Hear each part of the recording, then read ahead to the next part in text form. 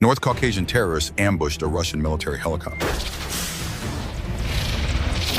The terrorist leader assumed his subordinate had botched the operation and ordered another man to fire. The result was exactly the same.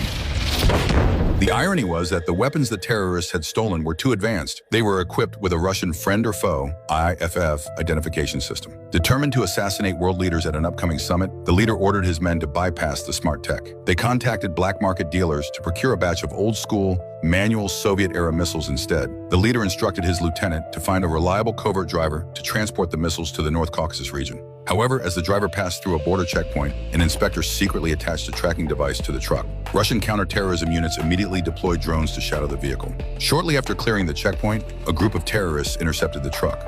One operative climbed into the passenger seat to supervise the delivery. While the terrorist leader was back at camp daydreaming of his grand plot, a flawless counterterrorism operation was silently unfolding around him. When the truck pulled into a rest area to refuel, the escorting terrorist bought 3 bottles of water. Taking advantage of a split second when the terrorist's back was turned, a gas station employee flashed a photo to the driver and quietly warned him not to drink the water. Back on the road, the terrorist offered the driver a drink.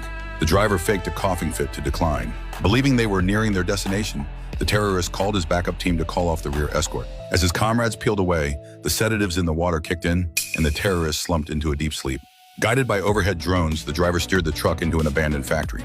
Russian special forces used nitrogen gas to keep the terrorist unconscious while they tampered with his watch. Technicians in bomb disposal suits meticulously dismantled the truck's paneling to rig it with remote explosives. The man in the gas station photo, the counterterrorism commander, pulled the driver aside and briefed him on the hand signal for detonation. The driver got back behind the wheel and set off again.